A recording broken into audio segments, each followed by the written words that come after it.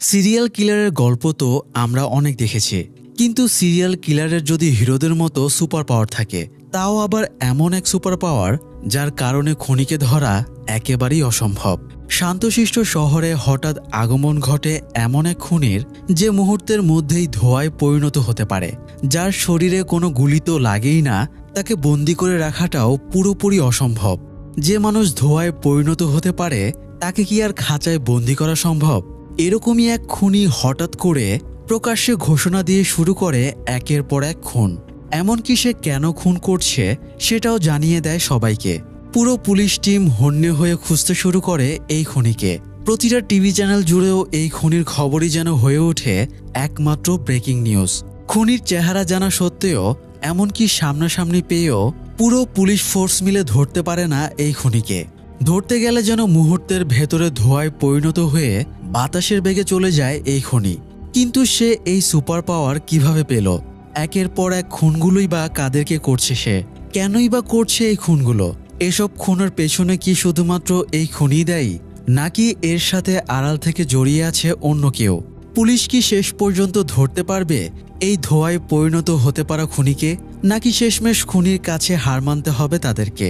বন্ধুরা, চলুন আজকে শুনে আসি সুপার পাওয়ারের অধিকারী এই সিরিয়াল কিলারের লোমহর্ষক দুর্দান্ত গল্পটাই। কিয়োকো জেএনটি নিউজ চ্যানেলের একজন সিনিয়র নিউজ রিপোর্টার। তার এই সিনিয়র নিউজ রিপোর্টার হওয়ার পেছনে একটা গল্প আছে।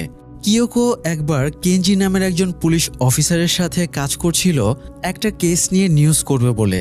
এভাবেই নিউজ কালেক্ট করার জন্য একসাথে কাজ করতে করতে কিয়োকো আর কেঞ্জি একজন আরেকজনের প্রেমে পড়ে যায়। এমনকি কেঞ্জি কিয়োকোকে প্রপোজ করার জন্য একটা রিংও কিনে রেখেছিল। এমনই একদিন কেঞ্জি ড্রাঙ্ক থাকায় কিয়োকো তাকে বাসায় পৌঁছে দেয়। ধাক্কা লেগে কেঞ্জির হাত থেকে একটা কেসের ফাইল নিচে পড়ে গিয়েছিল। কেসটা ছিল খুব ইম্পর্ট্যান্ট। মরি নামের একজন বিখ্যাত বিজনেসম্যানের বিরুদ্ধে চাইল্ড অ্যাবিউসের কেস। কেঞ্জিকে ড্রাঙ্ক অবস্থায় বিছানায় শুয়ে রেখে ফেরার টাইমে কিয়োকো সে ফাইলটা দেখতে পায়। আর কেঞ্জির সাথে এই বিষয়ে কোনো প্রকার আলোচনা না করেই সে মরির বিরুদ্ধে নিউজ করে। এমনকি সরাসরি মরির ইন্টারভিউ নিতে যায় এই বিষয়ে, যেটা আবার চ্যানেলে লাইভ শেয়ার করে সে। এই ঘটনায় অপমানিত হয়ে মরি এরপর সুইসাইড করে। এদিকে এমন একটা গোপন কেসের ইনফরমেশন কোনো রকম অনুমতি না নিয়ে নিউজ রিপোর্টারের কাছে শেয়ার করায় কেঞ্জিকে সাসপেন্ড করে দেওয়া হয়।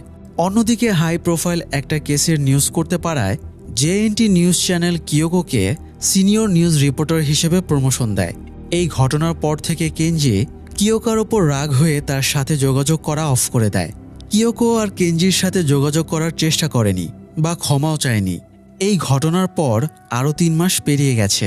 কিয়োকোর লাইফ ভালো মতোই চলছিল। কাজের ক্ষেত্রে সে খুবই স্ট্রিক্ট।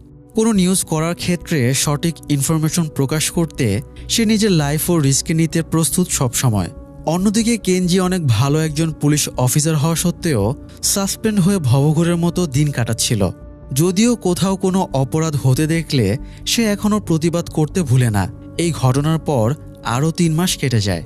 এরপর এমন একটা ঘটনা ঘটে যায় যেটা কিয়োকো আর কেঞ্জিকে আবারও মুখোমুখি হতে বাধ্য করে। শুধু তাই না, এই ঘটনায় পুরো দেশে আতঙ্ক ছড়িয়ে পড়ে মুহূর্তেই। আসলে একদিন কিয়োকোর সানো নামের একজন বিখ্যাত পরিবেশবিদের ইন্টারভিউ নেওয়ার কথা ছিল জেএনটি চ্যানেলের অফিসেই, যে ইন্টারভিউ টিভিতে লাইভ সম্প্রচার করা হবে। যদিও কিয়োকোর সেদিন অফিসে পৌঁছাতে দেরি হয়ে যায়। কোনো রকমে অফিসে পৌঁছে সময় না থাকায় মেকআপ না করেই সেই ইন্টারভিউ নিতে বসে যায়। ইন্টারভিউর লাইভ সম্প্রচার শুরু হয়। পরিবেশবিদ সানো কিয়োকোর করা একটা প্রশ্নের উত্তর দিচ্ছিল। এমন সময় একটা ধোঁয়ার কুণ্ডলী সেখানে পৌঁছে সরাসরি সানোর নাক মুখ দিয়ে ভেতরে ঢুকে যায়। এরপর তার পুরো শরীর পেঁচিয়ে ওপরের দিকে তুলে নেয়। ভেতরে ধোঁয়া ঢুকতে ঢুকতে সানোর পুরো শরীর ফুলে উঠে ফেটে যায়। ছিন্ন বিচ্ছিন্ন শরীরের অংশ ছড়িয়ে পড়ে পুরো অফিস জুড়ে। কিয়োকোর শরীরও রক্তে মাখামাখি হয়ে যায়। কেউ কিছু বুঝে ওঠার আগেই এই ধোঁয়ার কুণ্ডলী সানোকে খুন করে এখান থেকে চলে যায়। ততক্ষণে যা হওয়ার হয়ে গেছে। এই পুরো খুনের ঘটনার লাইভ সম্প্রচার পুরো দেশেই ছড়িয়ে পড়ে। মানুষ ভেবে পায় না যে কি ঘটলো এটা, কারণ এমন অলৌকিক ঘটনা এভাবে সরাসরি টিভিতে দেখাটাও যেন বিস্ময়কর। কিয়োকো পুরো ট্রমাটাইজ হয়ে যায়। পুলিশ ফোর্স এসে ঘটনাস্থল সিল করে দিয়ে এভিডেন্স সংরক্ষণ করতে থাকে। এদিকে কেঞ্জি তখন একটা রেস্টুরেন্টে বসে খাবার খাচ্ছিল।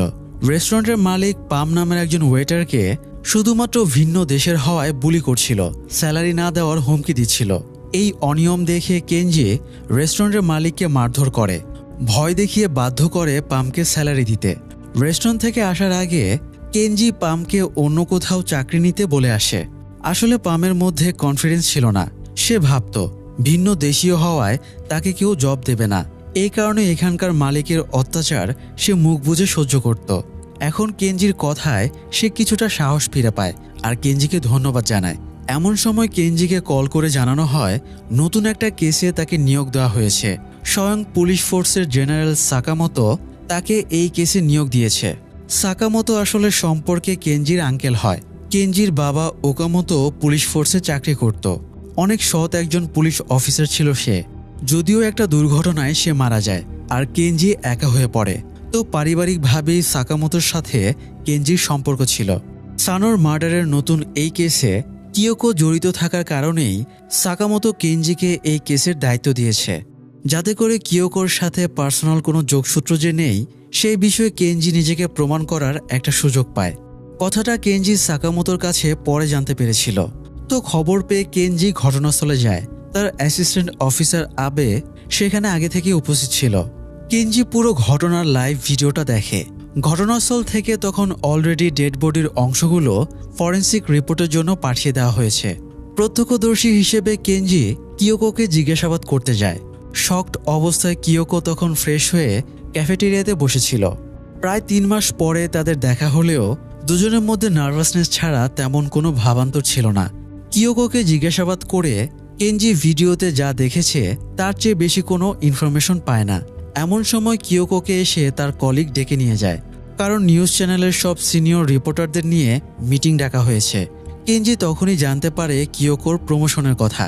কেনজির অ্যাসিস্ট্যান্ট অফিসার আবে তখন কেনজিকে ব্যঙ্গ করে বলে সে যেখানে এতদিন সাসপেন্ড ছিল সেখানে উল্টো ধোকা দিয়ে কিয়োকো প্রমোশন পেয়ে বসে আছে। সানোর মার্ডার হওয়ার কিছুক্ষণ আগেই একটা বেনামি পার্সেল এসে পৌঁছেছিল জেএনটির অফিসে। এই কারণে পার্সেলটা কি করা যায় সে বিষয়ে সিনিয়র রিপোর্টারদের নিয়ে মিটিংটা ডাকা হয়েছে। এদের মধ্যে অনেকেই রিস্কি ভেবে পার্সেলটা ওপেন করতে চাচ্ছিল না। তবে শেষমেশ ডিসিশন হয় পার্সেলের ভেতরে কি আছে সেটা চেক করার। কিয়োকো পার্সেল ওপেন করে দেখে বক্সটা পুরোপুরি খালি, তবে বক্সের ভেতরে একটা কিউআর কোড দেওয়া আছে। সেটা স্ক্যান করলে একটা ভিডিও পাওয়া যায়। ভিডিও ওপেন করে বড় মনিটরে কানেক্ট করে দেওয়া হয়। ভিডিওটাতে একটা লোক সরাসরি কনফেস করে যে মার্ডারটা সে করেছে, আর এটাই শেষ না, প্রতিশোধ নেয়ার জন্য সে এমন আরও মার্ডার করবে। কিন্তু কিসের প্রতিশোধ সে বিষয়ে সে কিছুই বলে না। এরপর সে জানায় বড় বড় সব নিউজ চ্যানেলেই সে এই ভিডিওটা পাঠিয়েছে। যারা এটাকে ব্রেকিং নিউজ হিসেবে শেয়ার করবে তাদেরকে সে পরদিন সাক্ষাৎকার দেবে। লোকটা সাক্ষাৎকার দেওয়ার জায়গার নাম আর সময়ও জানিয়ে দেয়। বাঙ্কো রামেন নামের একটা রেস্টুরেন্টে পরদিন বিকেল ঠিক 4টায় সে থাকতে বলে।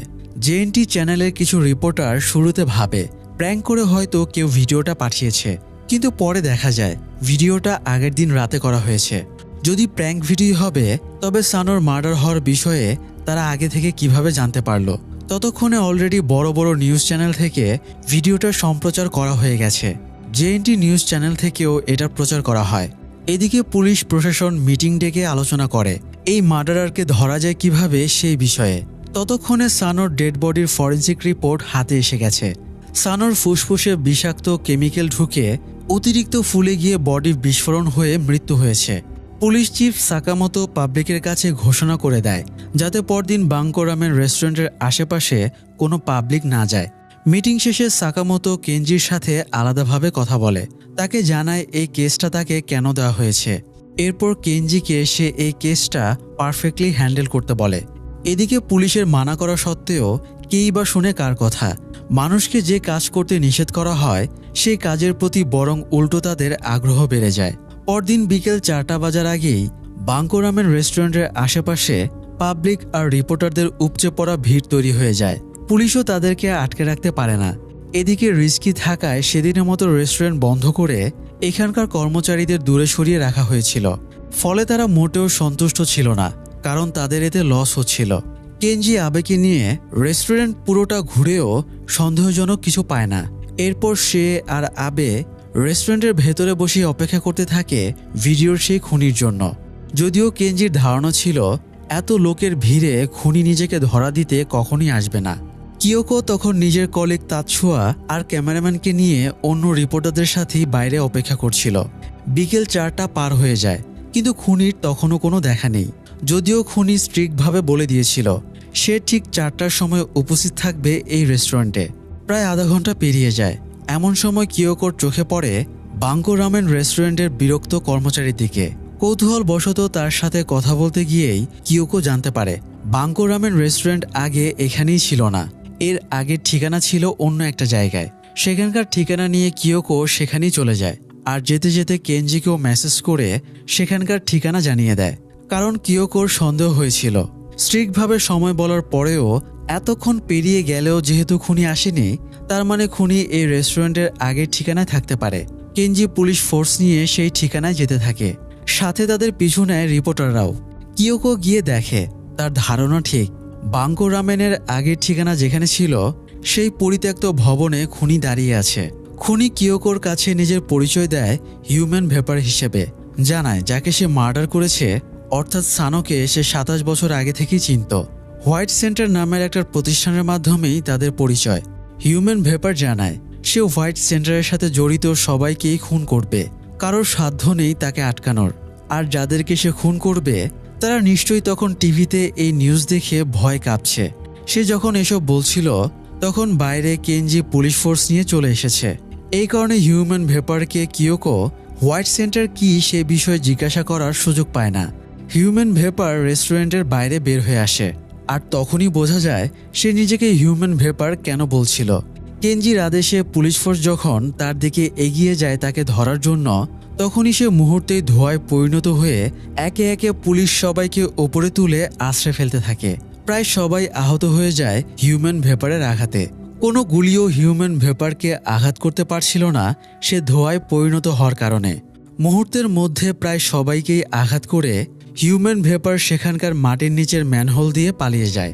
আর এই পুরো ঘটনা ততক্ষণে নিউজ চ্যানেলগুলোতে লাইভ সম্প্রচার হয়ে গেছে। মানুষজন জেনে গেছে এক ভয়ানক খুনি এসেছে শহরে, যাকে পুলিশও কিছু করতে পারে না।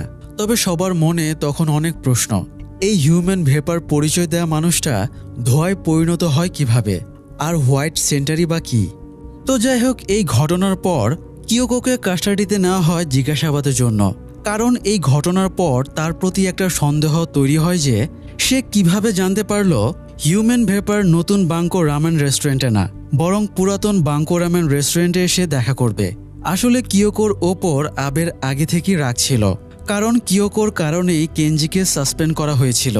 তো জিজ্ঞাসাবাদ করলে কিয়োকো জানায় সে বাঙ্কো রামেন রেস্টুরেন্টের একজন কর্মচারীর কাছে জানতে পেরেছিল এই রেস্টুরেন্টের আগের ঠিকানার বিষয়ে। মার্ডারার নতুন এই রেস্টুরেন্টে বিকেল 4টা পার হয়ে যাওয়ার পরেও না আসার কারণে তার সন্দেহ হয়েছিল সে পুরনো রেস্টুরেন্টটাতেও এসে থাকতে পারে। এছাড়া সে আর কিছুই জানে না। তো সন্দেহ থাকার কারণে কিয়োকোর ফোন নিয়ে চেক করে ইয়োশিদা নামের আরেকজন পুলিশ অফিসার। কিয়োকো সন্দেহজনক কারোর সাথে যোগাযোগ করেছে কিনা সেটা চেক করার জন্য জিজ্ঞাসাবাদ করে আর ফোন চেক করেও সন্দেহজনক কোনো কিছু না পাওয়ায় কিয়োকোকে ছেড়ে দেওয়া হয়।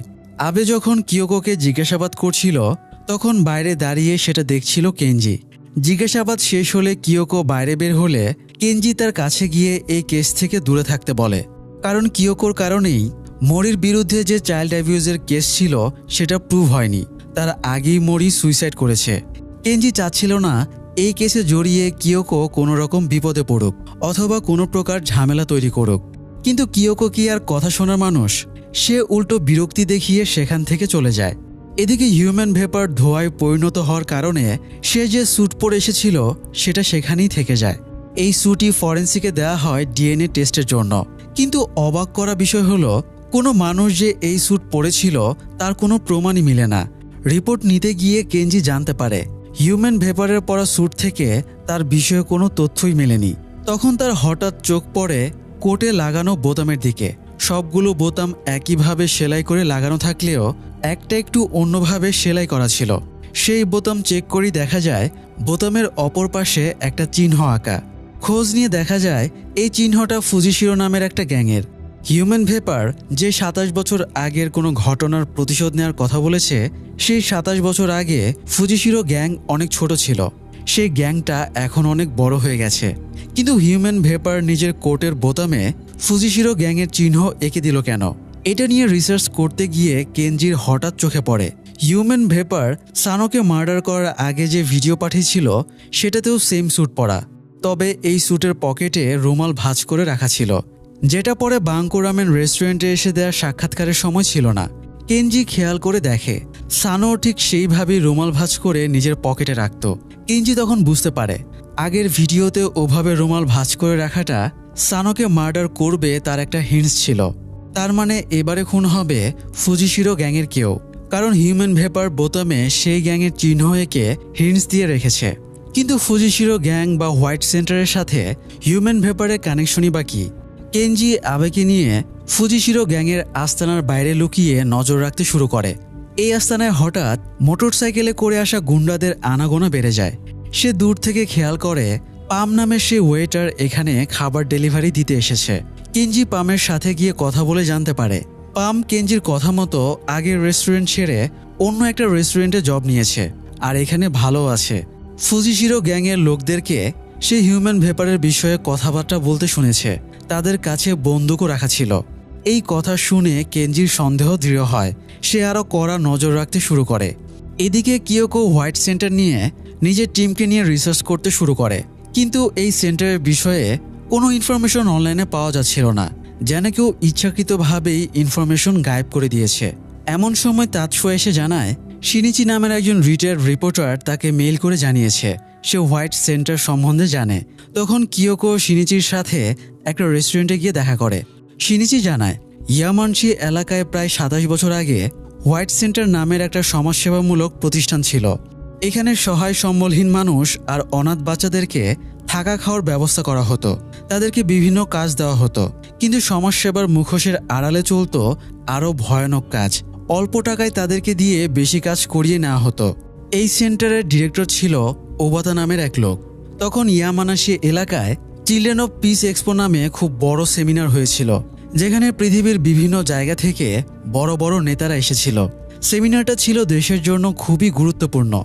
এমন সময় ইয়ামানাশির কাছের এক পাহাড়ে উল্কাপাত হয়। উল্কাপাতের রেডিয়েশন ছিল খুবই রিস্কি, কিন্তু সেমিনারটা যাতে ঠিকঠাক মতো হয় সেজন্য সানো নামের সেই পরিবেশবিদ মিথ্যা ঘোষণা দেয় যে এই উল্কার কোনো ক্ষতিকর দিক নেই। আর সেই উল্কার এরিয়া ক্লিন করতে বেশি টাকার লোভ দেখিয়ে নেওয়া হয় হোয়াইট সেন্টারের লোকদেরকে, যারা প্রত্যেকেই রেডিয়েশনের কারণে ভয়ানকভাবে মারা যায়। দেশে দুর্নাম হবে দেখে হোয়াইট সেন্টার সহ এসব কিছুই নিউজে প্রচার করা হয়নি।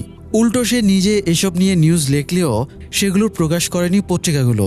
তবে শিনচিনের কাছে সে নিউজটার কাটিং ছিল, যেটাতে সানো ঘোষণা দিয়েছে উল্কাপাতটাতে খারাপ কোনো রেডিয়েশন নেই। সেখানে হোয়াইট সেন্টারের ডিরেক্টর ওবাতার ছবিও ছিল। কিছু টাকার বিনিময়ে শিনিচি এসব ইনফরমেশন কিয়োকোর কাছে শেয়ার করে। আরও জানায় যে হোয়াইট সেন্টারের ডিরেক্টরকে সে রিসেন্টলি শিজুকা এলাকায় একটা ইউথ সেন্টারে কাজ করতে দেখেছে।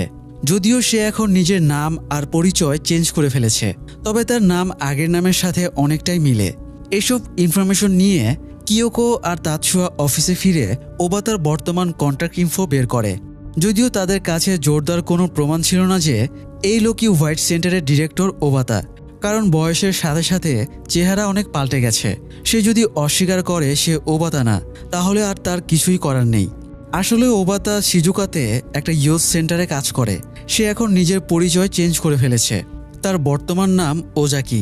ওবাতার বয়স হয়ে গিয়েছে।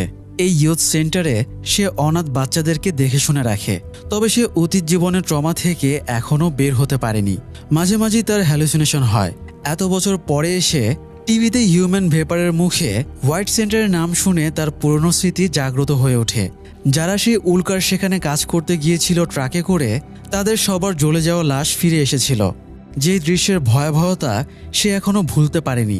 সানোর বক্তব্যের কারণে সে ভেবেছিল উল্কায় খারাপ কোনো রেডিয়েশন নেই, তবে লাশ হয়ে ফিরে আসা অসহায় লোকগুলোকে দেখে তার ভুল ভাঙে। তার কাছে হোয়াইট সেন্টারে যারা কাজ করত, যারা মারা গেছে, তার সমস্ত ইনফো সম্বলিত একটা ফাইল ছিল, কিন্তু এটা সে কখনোই প্রকাশ করেনি, করতে পারেওনি, কারণ দেশের বিখ্যাত কিছু মানুষ এই কাজের সাথে জড়িত। তাই কিয়োকো তাকে যখন কল করে তখন সে সরাসরি অস্বীকার করে তার নাম ওবাতা না, বরং সে ওজাকি। কিন্তু একটা ঘটনা ঘটার পর তার মন পাল্টে যায়। এই সেন্টারে শোতা নামের একটা ছেলে পড়তো, যাকে ওবাতা একটু বেশি ভালোবাসতো। একদিন শোতার স্কুল থেকে কল আসে, একটা চুরির বিষয়ে শোতা সাক্ষী দিবে, তাই সে জন্য স্কুলে আসে। ওবাতা তখন শোতার স্কুলে যায়। শোতা সরাসরি একটা ছেলের বিরুদ্ধে বলে সে একজনকে চুরি করতে দেখেছে। তবে ফেরার পথে শোতা ওবাতাকে জানায় যার বিরুদ্ধে সে চুরির অভিযোগ করেছে সে চুরি করেনি, বরং করেছে অন্য কেউ। যে চুরি করে সেই তাকে মিথ্যা সাক্ষী দিতে বলেছে। যদি সে মিথ্যে সাক্ষী না দিত তাহলে তাকে বুলি করে জীবন অতিষ্ঠ করে তুলত। তখন ওবাতা শোতাকে বুঝিয়ে বলে লাইফে সবসময় সত্যি কথা বলতে, তাতে যদি বন্ধুর সংখ্যা কমে যায় তবুও সমস্যা নেই। শোতাকে বোঝাতে গিয়ে ওবাতা বুঝতে পারে সে নিজেও শোতার মতোই কাজ করেছে। এই কারণে সে ডিসিশন নেয় পাপের বোঝা ঘাট থেকে নামিয়ে দেবে, সব সত্যি প্রকাশ করে দেবে। সেই উদ্দেশ্য থেকেই সে কিয়োকোকে কল করে আর জানায় তার কাছে হোয়াইট সেন্টারের সমস্ত তথ্যের একটা ফাইল আছে। কিয়োকো ওবাতাকে তার সাথে একটা রেস্টুরেন্টে দেখা করতে বলে। পরদিন সেই রেস্টুরেন্টে কিয়োকো তাৎসুয়াকে নিয়ে যায় আর হঠাৎ খেয়াল করে তার আশেপাশে সন্দেহজনক কিছু লোক ঘোরাফেরা করছে। এটা দেখে সে দ্রুত তাৎসুয়াকে নিয়ে রেস্টুরেন্ট থেকে বের হয়ে আসে। লোকগুলো তাদের পিছু নেয়। কিয়োকো বুঝতে পারে শুধু তাদেরই না, বরং ওবাতার লাইফও রিস্কে আছে। এই কারণে সে ওবাতাকেও কল করে, কিন্তু ওবাতা কল রিসিভ করে না। এরপরে তাৎসুয়াকে নিয়ে কিয়োকো দৌড়াতে দৌড়াতে আন্ডারগ্রাউন্ড পার্কিং লটে চলে যায়। তবে এখানে যাওয়ার পর মোটরসাইকেলে করে আরও কিছু গুন্ডা এসে তাদেরকে ধরে ফেলে। তাদের ব্যাগ চেক করে সেই ফাইলটা খুঁজে যেটা ওবাতার নিয়ে আসার কথা। এই গুন্ডাগুলো আসলে ফুজিশিরো গ্যাংয়ের ছিল। তাদেরকে তো আগে থেকেই ফলো করছিল কেনজি আর আবে, তাই তারাও সেখানে পৌঁছে যায় আর এই গুন্ডাদেরকে ধোলাই দিয়ে এরপর ধরেও ফেলে। কিয়োকো আর তাৎসুয়া এই যাত্রায় বেঁচে যায়। এই পুরো মারামারির ভিডিওটা সুযোগ বুঝে তাৎসুয়া ভিডিও করে নিয়েছিল। কিয়োকো ওবাতাকে আবারও কল করে বলে এই রেস্টুরেন্টে দেখা না করে অন্য একটা রেস্টুরেন্টে দেখা করার জন্য। ওবাতা তখন ড্রাইভ করে আসছিল আর কিভাবে কি বলবে সেটা প্র্যাকটিস করছিল। এমন সময় সে দেখে সামনে এক লোক গাড়ি নষ্ট হওয়ায় দাঁড়িয়ে লিফট চাচ্ছে। ওবাতা তাকে হেল্প করতে নামে, জানায় একটু পেছন দিকেই গ্যারেজ আছে। তখনই ওবাতার কাছে আবারও কল আসে কিয়োকোর, আর সে এই লোকের থেকে একটু দূরে গিয়ে কল রিসিভ করে। যখন সে জানতে পারে তার লাইফ রিস্কে, তখন সে জানায় মরার আগে সে পাপমোচন করেই মরবে, কারণ হোয়াইট সেন্টারের কারণে তাকে অনেক পাপ কাজ করতে হয়েছে। হোয়াইট সেন্টারের আগে ডিরেক্টর ছিল অন্য কেউ। সে উল্কাপাতের ঘটনায় অমন রিস্কি কাজ করতে রাজি না হওয়ায় তাকে বাদ দিয়ে কোনো যোগ্যতা না থাকা সত্ত্বেও ওবাতাকে এই সেন্টারের ডিরেক্টর বানানো হয়েছিল। আর এই কাজগুলো নিয়ন্ত্রণ করত মুফু নামের একটা গ্রুপ। মুফু গ্রুপ গরিব অসহায় মানুষদেরকে হিউম্যান ফুয়েল হিসেবে ইউজ করত। এই গ্রুপের সব ইনফরমেশনই তার ফাইলটাতে আছে। যে লোক গাড়ি নষ্ট হওয়ায় ওবাতার কাছে হেল্প চেয়েছে তার নাম ইয়ামাজাকি। ইয়ামাজাকি আসলে এসেছে ওবাতাকে মার্ডার করে ফাইলটা চুরি করে নিতে। ওবাতা কিয়োকোকে মুফু গ্রুপের বিষয়ে কিছু বলার আগেই পেছন থেকে ইয়ামাজাকি এসে তাকে ছুরিবিদ্ধ করে খুন করে। এরপর ফাইলটা নিয়ে পালিয়ে যায়। তার চিৎকারে অপর পাশ থেকে কিয়োকো বুঝতে পারে তার বিপদ হয়েছে। সে তখন কেনজির সাথেই ছিল। কিন্তু এই ইয়ামাজাকি আসলে কে? তাকে ফাইল চুরি করে ওবাতাকে খুন করতেই বা পাঠিয়েছে কে? তো যাই হোক, কিয়োকো আর তাৎসুয়ার ওপর অ্যাটাক হওয়ায় কেনজি আবেকে নির্দেশ দেয় তাদেরকে সিকিউরিটি দিয়ে সেফ হাউসে রাখার জন্য। কারণ একবার যখন অ্যাটাক হয়েছে তখন আরেকবার অ্যাটাক হতে সময় লাগবে না। এরপর নিজে যায় ওবাতা যেখানে খুন হয়েছে সেখানে। যদিও ঘটনাস্থলে সে গিয়ে সেই ফাইল বা তেমন কোনো ইনফরমেশনই পায় না। শুধু এই বিষয়ে কনফার্ম হতে পারে যে মৃত লোকটা আর কেউই না, বরং হোয়াইট সেন্টারের এক্স ডিরেক্টর। কিয়োকো কল করে এসব ইনফরমেশন নেয় কেনজির কাছ থেকে। তখন কেনজি তাকে সেফ হাউসে যেতে বলে, কিন্তু কিয়োকো সেটা শোনে না, বরং তাৎসুয়াকে নিয়ে সেখান থেকে চলে আসে। তার মতো তাৎসুয়াও নিজের জীবন বাজি রেখে নিউজ কালেক্ট করার মতো মেন্টালিটি রাখে। ওবাতার ডেড বডি বা গাড়ি থেকে কোনো ইনফরমেশন পাওয়া না গেলেও একটা বিষয় স্পষ্ট হয়, আর সেটা হচ্ছে যেহেতু সেই ফাইলের জন্য ওবাতাকে খুন করা হয়েছে, তার মানে নিশ্চয়ই সেই ফাইলের মধ্যে কোনো জরুরি ইনফরমেশন আছে। সেই এরিয়ার সিসিটিভি ফুটেজ চেক করে ইয়ামাজাকির গাড়ির ইনফরমেশন পাওয়া যায়, আর গাড়ির ইনফরমেশন থেকে তার নামও বের হয়ে আসে। জানা যায় ইয়ামাজাকিও ফুজিশিরো গ্যাংয়ের সদস্য। ইয়ামাজাকির ফোনের লোকেশন ট্রেস করে তার পিছু নেওয়া হয়। ইয়ামাজাকিকে এই কাজে পাঠিয়েছে ফুজিশিরো গ্যাংয়ের লিডার ওতোমোর ছেলে। ইয়ামাজাকি প্রথমে নিজের ফোন পানিতে ফেলে যাতে তাকে ট্রেস করা না যায়। এরপর পে ফোন থেকে ওতোমোর ছেলেকে কল করে জানায় ফাইলটা তার হাতে এসেছে। ওতোমোর ছেলে তখন ইয়ামাজাকিকে সেই ফাইলের ছবি তুলে সেন্ড করে ফাইলটা পুড়িয়ে ফেলতে বলে। কিন্তু ইয়ামাজাকি ছবি তুলবে কিভাবে? তার কাছে তো ফোনই নেই। সে নিজের গাড়িটা একটা জায়গায় রেখে ফাইল নিয়ে সরে পড়ে। এরপর কিছুটা দূরে দুইটা মেয়ে ভিডিও করছিল। সে তাদের ফোন চুরি করে দৌড়ে পালায়। ঠিক তখনই তার গাড়ির কাছে কেনজি তার টিম নিয়ে এসে পৌঁছে গিয়েছিল। ইয়ামাজাকিকে পালাতে দেখে কেনজি তার টিম নিয়ে ইয়ামাজাকির পিছু নেয়। ইয়ামাজাকি একটা পাহাড়ের ওপর পরিত্যক্ত ভবনের সামনে চলে আসে। কেনজি সেখানে গিয়ে আর ইয়ামাজাকিকে না দেখে টিমের সবাইকে ছড়িয়ে পড়তে বলে ইয়ামাজাকিকে খুঁজে বের করার জন্য। ইয়ামাজাকি তখন একটা জায়গায় লুকিয়ে বসে চুরি করা ফোনে ফাইলের ছবি তুলছিল। এদিকে গাড়িতে করে যেতে যেতে কিয়োকো আর তাতসুয়ার খেয়াল হয় তারা যে ওবাতার সাথে দেখা করতে যাচ্ছিল সেটা ফুজিশিরো গ্যাং জানল কিভাবে। তাতসুয়ার সন্দেহ হয় কিয়োকোর ফোন হ্যাক করে ক্লোন করা হয়েছে। এভাবেই ইনফরমেশন নেওয়া হচ্ছে তাদের সব স্টেপের। কিন্তু কিয়োকো জানায় সে উল্টাপাল্টা কোনো লিঙ্কে কখনো ক্লিক করে না, তবে কিভাবে তার ফোন ক্লোন করা হবে। তাতসুয়া কলেজ লাইফে হ্যাকিং কম্পিটিশনে অংশ নিত। এসব বিষয়ে তার আইডিয়া ভালো ছিল। কিয়োকোর ফোন চেক করে সে দেখে কিয়োকোর ফোনে সরাসরি কেউ হ্যাকিংয়ের অ্যাপ ইনস্টল করে দিয়েছে। আর ফোনে যত কথোপকথন হতো সেসব শোনাও হতো তার ফোন থেকে। কিয়োকো জানায় সে তার ফোন কাউকে কখনো দেয়নি, তবে তার ফোনে এই অ্যাপ ইনস্টল করলো কে। তখনই তার মনে পড়ে থানায় জিজ্ঞাসাবাদের টাইমে একজন পুলিশ তার ফোন নিয়েছিল চেক করতে। সন্দেহ তখন তার দিকেই গড়ায়। দুর্ভাগ্যবশত সে এই পুলিশ অফিসারের নাম জানত না। আসলে এই পুলিশ অফিসারের নাম ছিল ইয়োশিদা। ইয়োশিদা এসবের সাথে সরাসরি জড়িত। ইয়ামাজাকিকে খোঁজার প্লেসে সেও ছিল। সে হঠাৎ একটা জায়গায় আগুন জ্বলতে দেখে সেখানে যায় আর দেখে ইয়ামাজাকি ফাইল পুড়িয়ে ফেলেছে। সে ইয়ামাজাকিকে নির্দেশ দিয়েছিল ফাইল পাওয়ার সাথে সাথেই পুড়িয়ে ফেলতে, কিন্তু ইয়ামাজাকি বেশি টাকার লোভে ফাইল ওতোমোর ছেলের সাথে শেয়ার করছিল। ইয়োশিদা ইয়ামাজাকিকে গুলি করে খুন করে। সে ফুজিশিরো গ্যাংয়ের জন্য না, বরং অন্য কারোর জন্য কাজ করে। সে চাচ্ছিল না এই ফাইলের ইনফরমেশন বাইরের কেউ পাক, আর তাই ইয়ামাজাকিকে ইয়োশিদার মাধ্যমে নির্দেশ দিয়েছিল ফাইল পাওয়ার সাথে সাথে পুড়িয়ে ফেলতে। ইয়ামাজাকিকে মারার পর তার কাছ থেকে ফোন নিয়ে ইয়োশিদা দেখে ফাইলের ছবি অলরেডি সেন্ড করা হয়ে গেছে। সে সেই ফাইলটা ডিলিট করে ফোনটা রেখে দেয় এভিডেন্স হিসেবে, যাতে ফাইলের ইনফরমেশন পুলিশের হাতে না পড়ে। গুলির শব্দে কেনজি বাকিদের নিয়ে ঘটনাস্থলে পৌঁছালে ইয়োশিদা তাকে জানায় ইয়ামাজাকি তাকে অ্যাটাক করেছিল বলেই সে গুলি করতে বাধ্য হয়েছে সেলফ ডিফেন্সের জন্য।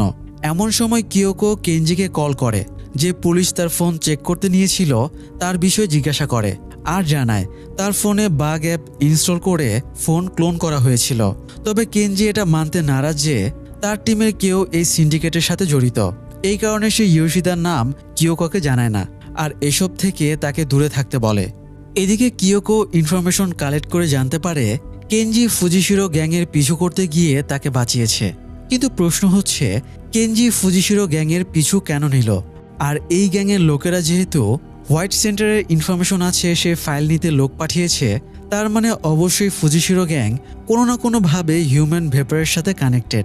তো কিয়োকো যখন অফিসে সবার সাথে এসব বিষয়ে আলোচনা করছিল তখন হঠাৎ দেখে বর্তমানে যে দল ক্ষমতায় আছে তার অপোজিট দলের নেত্রী কিরিশিমা এসেছে। কিছুদিন পর নির্বাচন, মানুষ কিরিশিমাকে সাপোর্ট করছিল। তবে হঠাৎ করে হিউম্যান ভেপারের ঘটনা নিয়ে নিউজ শুরু হওয়ায় মানুষ ঘাবড়ে গেছে। তারা আর দলীয় পরিবর্তন চাচ্ছে না। এই কারণে তারা বর্তমান গভর্নর মিউরাকেই সাপোর্ট করছে। এই কারণে কিরিশিমা হিউম্যান ভেপারকে নিয়ে নিউজ করা বন্ধ করানোর চেষ্টা চালাচ্ছে। তো কিয়োকো ফুজিশিরো গ্যাংয়ের ওপর নজর রাখতে এক গ্যাংয়ের আড্ডা যে বিল্ডিংয়ে তার অপোজিট একটা বিল্ডিংয়ে পরিত্যক্ত অ্যাপার্টমেন্ট ভাড়া নিয়ে নজর রাখতে শুরু করে। অন্যদিকে কেনজি আবেগে নির্দেশ দেয় ফুজিশিরো গ্যাংয়ের বিরুদ্ধে সার্চ ওয়ারেন্ট কালেক্ট করতে। এরপর সেদিন ফুজিশিরো গ্যাংয়ের যাকে অ্যারেস্ট করেছিল তাকে জিজ্ঞাসা করে সে কেন কিয়োকোকে মারতে গিয়েছিল। সে গুন্ডা জানায় সে ফুজিশিরো গ্যাংয়ের সাথে সরাসরি কানেক্টেড না, বরং টাকার বিনিময়ে এই গ্যাংয়ের কাজ করে দেয়। এবার কিয়োকোর কাছ থেকে ফাইল চুরি করার কাজ পেয়েছিল সে, এই কারণেই ফাইল চুরি করতে গিয়েছিল। কেনজি বুঝতে পারে এই গুন্ডার টিম সরাসরি এই বিষয়ে কিছুই জানে না, তখনই আবে এসে জানায় ফুজিশিরো গ্যাংয়ের বিরুদ্ধে সার্চ ওয়ারেন্ট পাওয়া গেছে। তখন কেনজি নিজের টিম নিয়ে ফুজিশিরো গ্যাংয়ের আড্ডার দিকে যেতে থাকে। এদিকে ফুজিশিরো গ্যাংয়ের লিডার ওতোমো টিভিতে হিউম্যান ভেপারের নিউজ দেখে ভয় ছিল, তাই সে নিজের অ্যাপার্টমেন্ট পুরোটা সিল করে দিচ্ছিল যাতে করে হিউম্যান ভেপার ভেতরে আসতে না পারে। তখন ওতোমোর ছেলে এসে তাকে বুদ্ধি দেয়, হোয়াইট সেন্টারের ফাইলে যাদের নাম আছে তাদের নাম প্রকাশ করার হুমকি দিয়ে তাদের কাছ থেকে টাকা দাবি করতে। ওতোমোর এই প্ল্যান ভালো লাগে। এই ফাইলে যাদের নাম ছিল তারা অনেক বড় মাপের মানুষ, তাদেরকেই কল করে ব্ল্যাকমেল করে টাকা দাবি করে ওতোমো। যে রাতে কেনজি নিজের টিম নিয়ে তার আড্ডা সার্চ করতে যাচ্ছিল সেই রাতেই হিউম্যান ভেপার গিয়ে অ্যাটাক করে সেখানে। ওতোমোর অ্যাপার্টমেন্টের নিচের ফ্লোরে ছিল জুয়ার আড্ডা। হিউম্যান ভেপারের অ্যাটাকের কারণে সেখানকার লোকেদের মধ্যে হইচই লেগে যায়। যতই অ্যাপার্টমেন্ট সিল করুক, ধোঁয়া কি আর আটকে রাখা যায়? হিউম্যান ভেপার ওতোমোর কাছে পৌঁছে যায়। ওতোমো কোনো রকমে বাইরে বের হয়ে নিজের গাড়িতে উঠতে গেলে হিউম্যান ভেপার তাকে ধরে ফেলে। তখন একজন এসে হিউম্যান ভেপারের হাতে ছুরি দিয়ে আঘাত করলে বাঁধন আলগা হয়ে যায়, আর ওতোমো নিজের দুই সঙ্গীকে নিয়ে গাড়িতে উঠে পালিয়ে যায়। হিউম্যান ভেপারও ধোঁয়ার রূপে সেই গাড়ির পিছু যেতে থাকে। এদিকে পুরো ঘটনাটা নিজের টিমের সাথে অপোজিট অ্যাপার্টমেন্ট থেকে রেকর্ড করছিল কিয়োকো। ওতোমো গাড়িতে করে পালাতে থাকলে সেও ক্যামেরা নিয়ে দ্রুত নিচে নেমে নিজের গাড়ি নিয়ে পিছু নেয়। গাড়ি যতই দ্রুত ছুটুক, বাতাসের মতো ধোঁয়ার সাথে কি পেরে উঠবে? ভয়ে ওতোমো খারাপ কাজ করবে না এটাও প্রতিজ্ঞা করে ফেলে। এদিকে হিউম্যান ভেপার ওতোমোর গাড়ির ভেতরে প্রবেশ করতে পারছিল না, কারণ তার গাড়িটা ছিল বুলেট প্রুফ। এই কারণেই গাড়িটাকে নিজের ধোঁয়ার কুণ্ডলিতে পেঁচিয়ে ওপরে তুলে আছড়ে ফেলে। অ্যাক্সিডেন্টে ওতোমো তার দুই সঙ্গী সহ মারা যায়। ততক্ষণে সেখানে কিয়োকো পৌঁছে যায়। ওতোমোর হাত ছিল গাড়ির বাইরে, সেখানে তার ফোনও ছিল যেটাতে ফাইল পাঠিয়ে রেখেছিল ইয়ামাজাকি। তো এবারে ফাইলটা কিয়োকোর হাতে চলে আসে। কিয়োকো ফোন নিয়ে সেখান থেকে সটকে পড়ে, কারণ পুলিশের হাতে পড়লে সে এই ফাইল আর নিজে নিতে পারবে না। তার প্ল্যান হলো ফাইল আগে নিজে নিয়ে তারপর এই ফোন পুলিশের কাছে হ্যান্ডওভার করা। কিয়োকো ফোন নিয়ে চলে যাওয়ার পরে সেখানে গিয়ে পৌঁছায় কেনজি। তবে কি এবার ফাইলের মাধ্যমে হিউম্যান ভেপারের নেক্সট টার্গেটগুলোর নাম জানতে পারবে পুলিশ? এবারে হিউম্যান ভেপার ফুজিশিরো গ্যাংয়ের ডেরায় যে পোশাক ফেলে রেখে গেছে সেটার মধ্যে তার নেক্সট টার্গেটের চিহ্ন ছিল, আর সেটা হচ্ছে পুলিশের প্রতীক। কিন্তু এবারে কাকে খুন করবে হিউম্যান ভেপার? গাদ্দার পুলিশ অফিসার ইয়োশিদাকে? এদিকে ফুজিতা আর কাহো নামের দুই ভাই বোন ছিল, তাদের বাবা মা নেই। ছোটবেলা থেকে বলতে গেলে তারা একা একাই বড় হয়েছে। একটা বাসায় চিলেকোঠার ঘর নিয়ে তারা দুজন থাকে। অল্প স্বল্প ইনকামে কোনো রকমে তাদের দুজনের দিন কাটে। টাকার অভাব থাকলেও তাদের দুজনের মধ্যে ভালোবাসার কোনো কমতি ছিল না। তাদের দুজনের একটাই শখ ছিল, সেটা হচ্ছে তাদের ইউটিউব চ্যানেলের প্রসার হওয়া। বিশেষ করে ফুজিতা চাইতো তাদের চ্যানেলের অনেক ফ্যান ফলোয়ার হোক, দেশের মধ্যে সবচেয়ে বেশি পপুলার হোক তাদের ইউটিউব চ্যানেল। যদিও তাদের এই চ্যানেলটা ছিল গার্বেজ প্রকৃতির। চ্যানেলের নাম হলো ফুজিতা অ্যান্ড কাহোস টেরর জোন। এই চ্যানেলে ফুজিতা অদ্ভুতভাবে সেজে লাইভে এসে বিভিন্ন ভুতুড়ে কাণ্ড করত, ম্যাজিক দেখানোর চেষ্টা করত। কাহো কখনই ক্যামেরার সামনে আসতো না, সে ক্যামেরার পেছন থেকেই কথা বলতো, ভিডিও করে দিত। বয়সে ছোট হলেও সে ছিল ফুজিতার চেয়ে বেশি স্মার্ট। কাহোর ক্যামেরার সামনে না আসার কারণ ছিল তার মুখের মধ্যে থাকা বিশাল জন্মদাগ। এই দাগের কারণে নিজেকে সে অসুন্দর ভাবত আর হীনমন্যতায় ভুগত। এমনকি সে সহজে বাইরেও বের হতো না। যদিও ফুজিতা তাকে সবসময় সাহস দেওয়ার চেষ্টা করত এই বিষয়ে, কিন্তু কখনো কোনো লাভ হয়নি। তাদের দুজনের জীবনে সুখ আর ভালোবাসার কমতি ছিল না, তবে আরেকটু সুন্দর লাইফ লিড করার জন্য প্রয়োজন ছিল টাকার। দুজন মিলে টাকা জমা ছিল একটা ক্যামেরা কিনবে বলে। এমনই একদিন কাহো খেয়াল করে ফুজিতা সে জমানো টাকা খরচ করে ফেলেছে।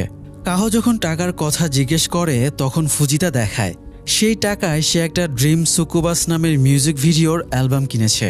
অবশ্য এই মিউজিক ভিডিওর অ্যালবাম কেনার পেছনে ফুজিতার একটা কারণ ছিল। এই অ্যালবামের একটা গানের ভিডিও শ্যুট করা হয়েছে একটা পরিত্যক্ত বাড়ির মতো জায়গায়। গানের একটা দৃশ্যে ভালোভাবে খেয়াল করলে দেখা যায় জানালার ভেতরে ছায়ার মতো হিউম্যান ভেপারকে দেখা যাচ্ছে।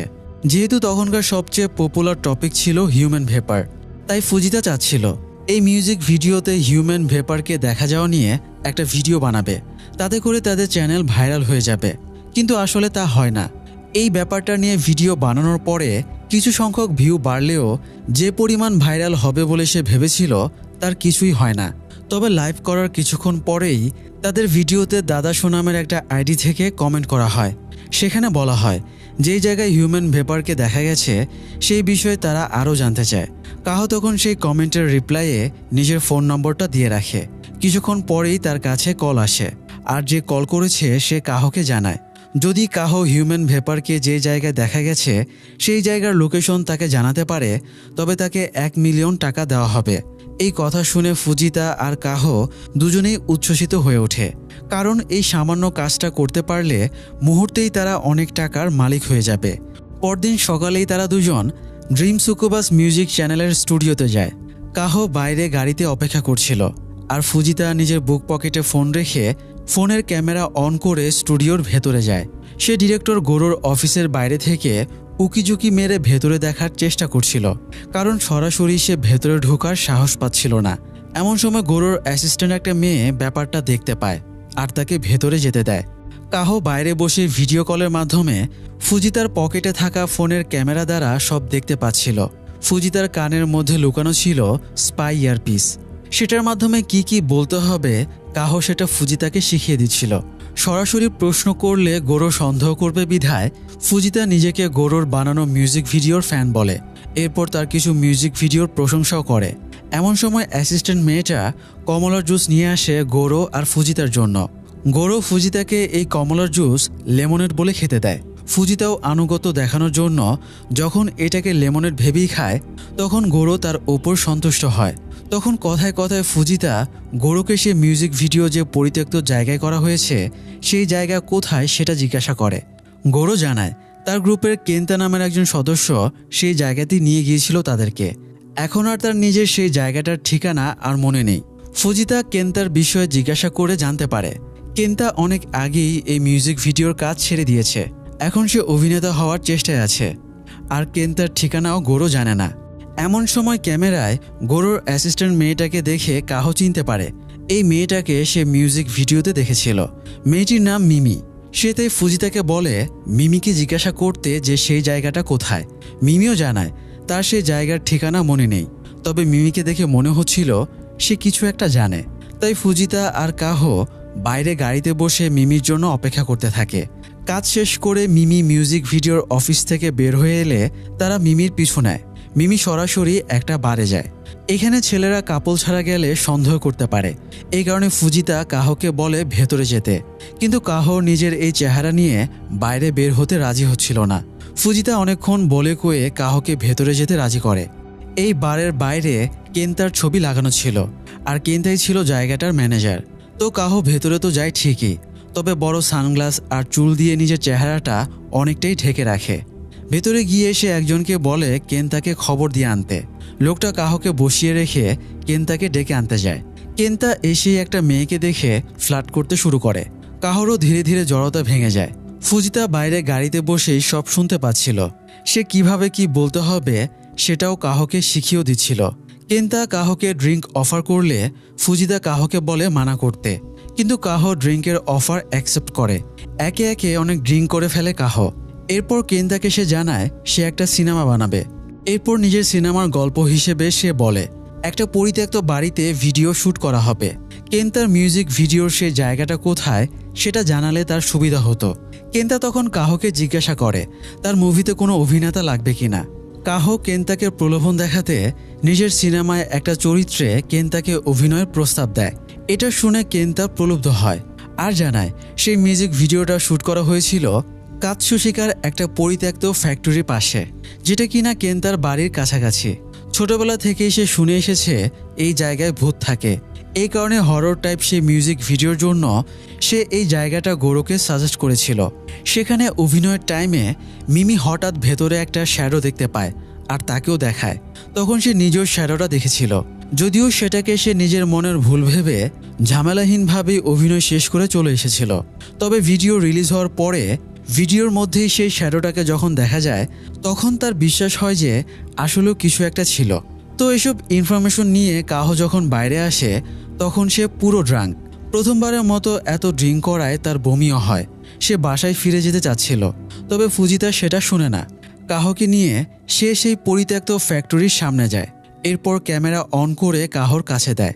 ভেতরে যেতে যেতে কাহো ফুজিতাকে ভিডিও করছিল, যাতে করে তেমন কিছু দেখা গেলে চ্যানেলে আপলোড করা যায়। ফ্যাক্টরির ভেতরে গিয়ে তেমন কিছুই পাওয়া যায় না, কিন্তু কাহো যখন একটা সুইচ অন করে তখন লাইট জ্বলে ওঠে।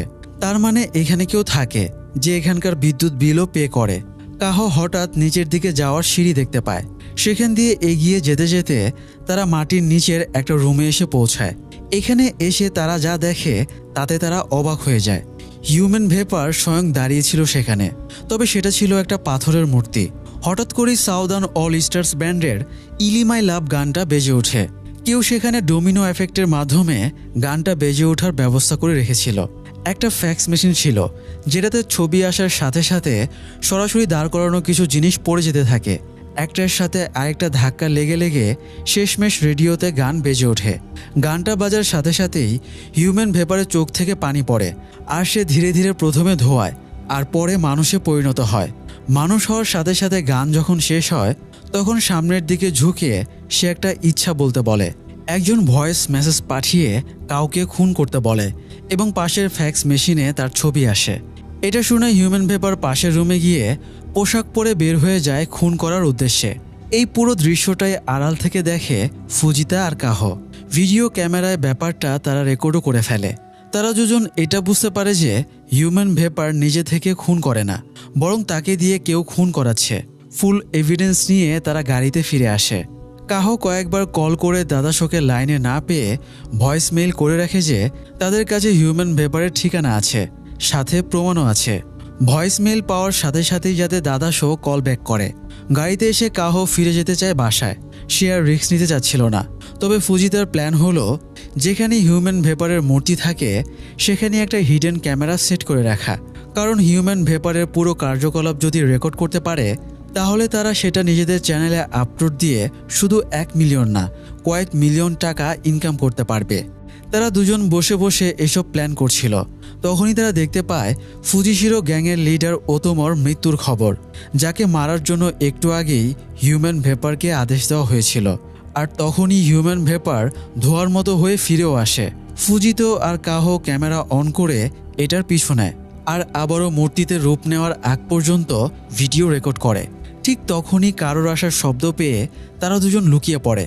তারা বুঝতে পারে যে হিউম্যান ভেপারকে কন্ট্রোল করে সেই আসছে। লুকানো অবস্থাতেই তারা বুঝতে পারে সে এসে গেছে। এমন সময় কাহোর ফোনে দাদাশো কল করায় ভাইব্রেশন শুরু হয়, আর তাদের সামনে এসে দাঁড়ায় আর কেউ না, বরং স্বয়ং কিয়োকো। কিন্তু কিয়োকোই বা এখানে কি করছে? তো যাই হোক, কিয়োকোর জীবন যতটা সহজ দেখায় আসলে ঠিক ততটাও সহজ ছিল না। সে যখন খুব ছোট তখন তার বাবা মারা যায়। স্বাভাবিক মায়ের মতো কিয়োকোর মা বাবাহীন কিয়োকোকে আদর যত্নে বড় করেনি, বরং নিজে আরেকটা বিয়ে করে কিয়োকোকে রেখে গিয়েছিল হোয়াইট সেন্টার নামের সেই অসহায় মানুষদের সংস্থাতে। এখানেই কিয়োকো একা একা বড় হতে থাকে। বড় বোনের মতো তাকে আগলে রাখে সাতসুকি নামের একটা মেয়ে। কিয়োকো তখনও খুব একটা বুঝতে শেখেনি, স্বপ্ন দেখতেও শেখেনি। তবে সাতসুকির মনে ছিল অনেক টাকা ইনকাম করে জীবন সুন্দর করার স্বপ্ন। হোয়াইট সেন্টার থেকে তাদেরকে অনেক কঠিন কঠিন কাজ করতে পাঠানো হতো, ঠিকমতো খাবার অবধি দেওয়া হতো না। সেই এলাকায় উল্কাপাত যেদিন হয় সেদিন সাতসুকি সে ছুটন্ত তারা অর্থাৎ উল্কা দেখে নিজের জীবন বদলানোর উইশ করে। তখন কে জানতো এই ছুটন্ত সুন্দর তারাটাই হতে যাচ্ছে তাদের জীবনের সব থেকে ভয়াবহ জিনিস। পরদিন মৌরি নামের লোকটার গ্যাং আসে হোয়াইট সেন্টারে। এসে ঘোষণা দেয় এমন একটা কাজ আছে যেটা করলে নর্মাল সময়ের চেয়েও 5 গুণ বেশি টাকা দেওয়া হবে।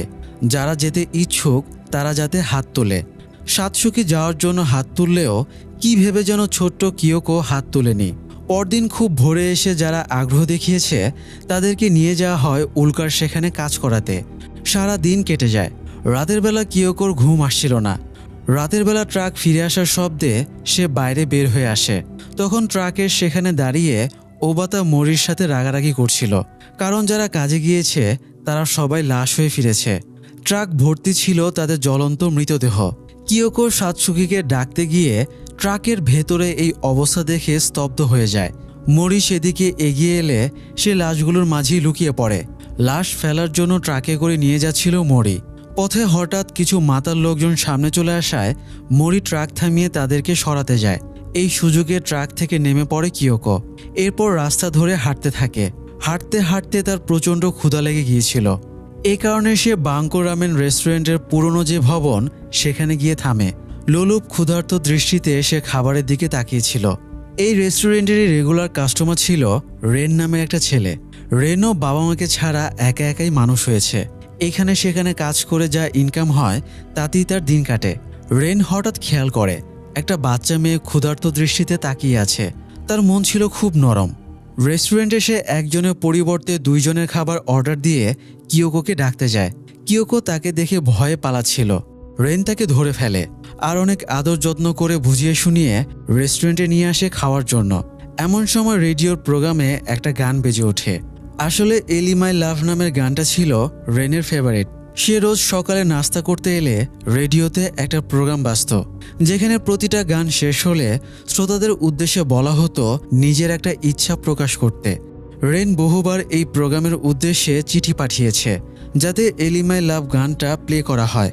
আজকে কিয়োকোর সাথে খেতে বসার পর যখন এই গানটা বেজে ওঠে তখন সে ভাবে কিয়োকো তার জন্য সৌভাগ্য বয়ে এনেছে। তো কিয়োকোকে জিজ্ঞাসা করে যখন সে জানতে পারে তার কেউ নেই, তখন রেন কিয়োকোকে নিজের সাথেই রাখে। তারা একসাথে ঘুরে বেড়াতো, খেলা করত। বেশ আনন্দেই সময় কেটে যাচ্ছিল তাদের দুজনের। কিয়োকোর জীবনের সবথেকে সেরা সময় কাটছিল তখন। রেন মাঝে মাঝে এলি মাই লাভ গানটা শুনতো তার গ্রামাফোনে। প্রতিবার গান শেষ হওয়ার পর রেডিও সেই প্রোগ্রামের মতো করে অদৃশ্য মাইক সহ হাত বাড়িয়ে দিয়ে সে কিয়োকোকে বলতো একটা উইশ করতে। কিয়োকো একবার একটা উইশ করেও, সেটা হচ্ছে রেন যাতে আজীবন এভাবে বাবার মতোই তার সাথে সাথে থাকে। রেনও এতদিনে কিয়োকোকে খুব ভালোবেসে ফেলেছিল, খুব আদর করত সে কিয়োকোকে। কিয়োকো তাকে রেন আঙ্কেল বলে ডাকত। তবে তাদের এই সুন্দর জীবন বেশি দিন স্থায়ী হয়নি। রেন থাকতো বাঙ্কো রামেন রেস্টুরেন্টের কাছেই একটা পরিত্যক্ত ফ্যাক্টরির গুদামের পাশে। কিয়োকোকে হোয়াইট সেন্টারে না পেয়ে কিয়োকোর মা তাকে খুঁজতে খুঁজতে এখানে চলে আসে। কিয়োকোর মা তখন মরির সাথে সম্পর্কে ছিল। তো কিয়োকো তাদের সাথে ফিরে না গিয়ে রেনের সাথে থাকতে চাইলে মরি রেনের বিরুদ্ধে কিয়োকোকে অ্যাবিউজ করার অভিযোগ তোলে। কথায় কথায় তাদের দুজনের মধ্যে মারামারিও লেগে যায়। শেষে মীমাংসার জন্য তারা যায় থানায়। থানার পুলিশেরা ক্রিমিনাল মাইন্ডেড মরিকে আগে থেকেই চিনত, যদিও মরি তাদেরকে জানায় সে শুধরে গেছে, এখন আর উল্টাপাল্টা কাজ করে না, বরং সরকারি একটা প্রজেক্টে কাজ করে। সরকারি প্রজেক্ট বলতে সে মূলত বুঝিয়েছে সেই উল্কাপিণ্ড ক্লিনিংয়ের জন্য লোক সরবরাহের কাজ। সবার এত কথাবার্তায় কিয়োকো চুপ হয়ে গিয়েছিল। সে যে বলবে রেন তাকে অ্যাবিউজ করে না, সে তার সাথেই থাকতে চায়, সেটাও করতে পারছিল না। এক পর্যায়ে সে থানার অফিসের বাইরে সিঁড়িতে গিয়ে বসে। তখন এই থানায় ইনচার্জ ছিল কেনজির বাবা ওকামোতো, যেটা পরবর্তীতে ওকামোতোর পুরনো ডায়েরি পড়ে জানা যায়। ওকামোতো আলাদাভাবে গিয়ে কিয়োকোকে জিজ্ঞাসা করে সে কার সাথে থাকতে চায়। সে জানায় সে রেনের সাথেই থাকবে। তবে ওকামোতোর আর কিছু করার প্রয়োজন হয় না। ধূর্ত মরি রেনের সাথে মিটমাট করে নিয়েছিল। সে রেনকে শর্ত দিয়েছিল কিয়োকোকে তার সাথে থাকতে দেবে। এর বদলে রেনকে গিয়ে উল্কাপাতে সে প্রজেক্টে একদিন কাজ করতে হবে। তার প্ল্যান ছিল রেন কাজ করতে গিয়ে মরলে এমনিতে কিয়োকো তাদের হয়ে যাবে, সাপও মরবে আবার লাঠিও ভাঙবে না। রেন তখনও এই কাজের ভয়াবহতা সম্পর্কে জানত না। সে মরির প্রস্তাবে রাজি হয়ে যায়। পরদিন সকালে মরির সাথে কাজে যাওয়ার আগে রেন বাঙ্কো রামেন রেস্টুরেন্টে কিয়োকোর সাথে হাসি খুশি একটা ছবি তোলে। এই রেস্টুরেন্টের একটা সিস্টেম ছিল, যাদের ইচ্ছে হতো তারা এখানে রাখা পোলারয়েড ক্যামেরায় ছবি তুলে ছবির নিচে নিজের নাম বা কিছু একটা লিখে একপাশে দেয়ালে টাঙিয়ে রাখত। রেনও কিয়োকোর সাথে ছবি তুলে নাম লিখে এখানে টাঙিয়ে রাখে। এরপর কিয়োকোর থেকে বিদায় নিয়ে কাজে চলে যায়। মরি সেদিন কাজে মাত্র 4-5 জনকে নিতে পেরেছিল। এখানে কর্মরত ঊর্ধ্বতন যারা ছিল তারা পুরো প্রোটেকশন ইউজ করত নিজেদের শরীরে। উল্কা থেকে প্রায় 1 কিলোমিটার দূর হতে পাহাড়ের নিচ দিয়ে টানেল খোঁড়া হয়েছে। যারা এই কাজ করতে এসেছিল তারা সবাই মরেছে।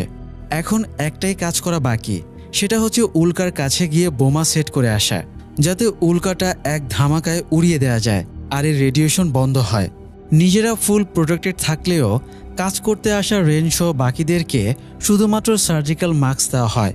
এর আগেও বোমা রাখতে গিয়ে কিছু দূর গিয়েই অনেকে মরে গিয়েছে। 2-1 জন রাজি হচ্ছিল না ভেতরে যেতে, তবে শেষমেশ জীবনের ভয়ে আর টাকার লোভে তারা ভেতরে যায়। রেনও তাদের পিছু পিছু যায়। উল্কার কাছাকাছি যাওয়ার পর একে একে সবাই রেডিয়েশনে জ্বলে পুড়ে মরে যায়। রেন শেষমেশ উল্কার নিচে গিয়ে অনেক কষ্টে বোমা সেট করতে সক্ষম হয়, তবে ততক্ষণে তার শরীর ঝলসে গিয়ে ধোঁয়া উঠতে শুরু করে। সে কোনো রকমের টানেলের বাইরে বের হয়ে বাইরে থাকা লোকদের দিকে হাত বাড়িয়ে এগিয়ে যায় বাঁচার জন্য। তবে তখনই বোমা ফাটার জন্য সুইচ অন করা হয়, আর বিস্ফোরণে উল্কার সাথে সাথে রেনের শরীরের বাকি অংশ ধোঁয়ায় মিলিয়ে যায়। এই পুরো দৃশ্যটাই কিয়োকো দূর থেকে দেখে ফেলে। রেনের আসতে দেরি হওয়ায় তাকে খুঁজতেই সে এখানে এসেছিল। নিজের একমাত্র কাছের আর ভালোবাসার মানুষকে হারিয়ে কিয়োকো খুব কষ্ট পায়, তবে দিন কেটে যায় তার ভেতরে এই কষ্ট নিয়েই। বড় হয়ে জার্নালিস্ট হওয়ার পর একদিন কাকে কোন কাজ দেয়া হবে সেটা সিলেক্ট করছিল কমিটি। একটা মেয়ে অসুস্থ থাকায় কাজে আসেনি।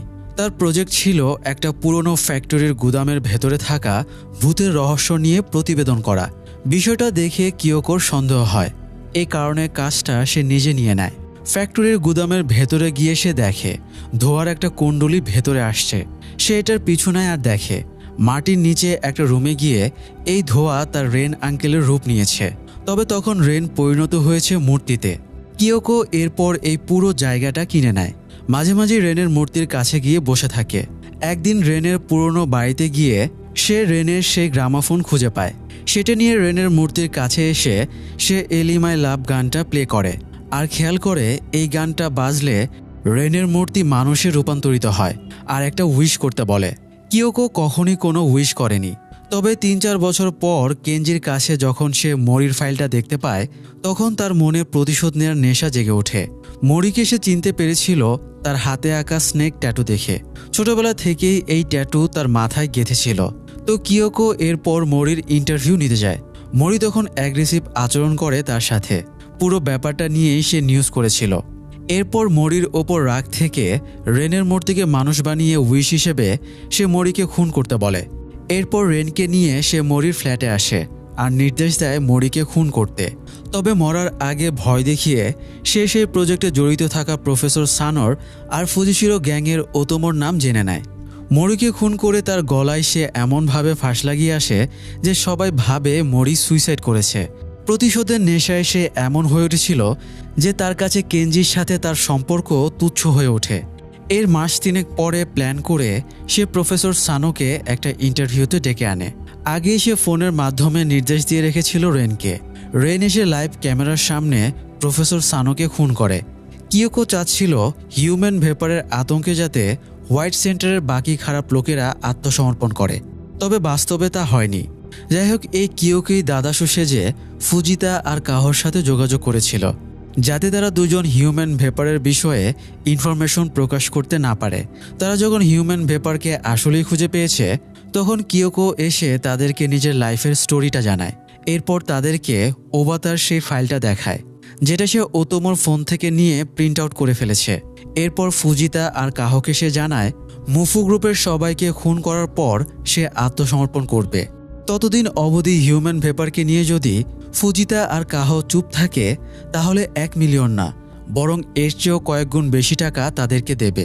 তার উপর হোয়াইট সেন্টারের এই ফাইলটাও তাদেরকে দিবে, যাতে তারা ভিডিও বানাতে পারে। ফুজিতা লোভে পড়ে কিয়োকোর প্রস্তাবে রাজি হলেও কাহো রাজি হয় না। সে বলে খুন মানে খুন, সেটা প্রতিশোধের জন্যই করা হোক বা অন্য যে কোনো কারণেই। কিয়োকোর উচিত হবে সবার মুখোশ সামনে এনে তাদেরকে আইনের হাতে তুলে দেয়া। আর এরপর যদি হিউম্যান ভেপারকে দিয়ে কিয়োকো আর কাউকে খুন করে, তবে কাহো জানায় সে পুলিশের কাছে সব বলে দেবে। তো ফুজিতা আর কাহো নিজেদের বাসায় চলে যায়, আর কিয়োকো নিজের মতো চলে আসে। এই ফাইলটাতে মুফু গ্রুপের 3 জনের নাম লেখা ছিল, যারা উল্কাপাতের প্রজেক্টে জড়িত। প্রফেসর সানো, পুলিশ চিফ সাকামোতো আর কাই নামের একজন। কিন্তু কায়ের কোনো পরিচয় লেখা নেই। ফেরার পথে কিয়োকো সাকামোতোকে মারতে নির্দেশ দিয়ে হিউম্যান ভেপারকে ফ্যাক্স করতে গিয়েও করে না। কাহোর কথা তার মনে ধরেছে।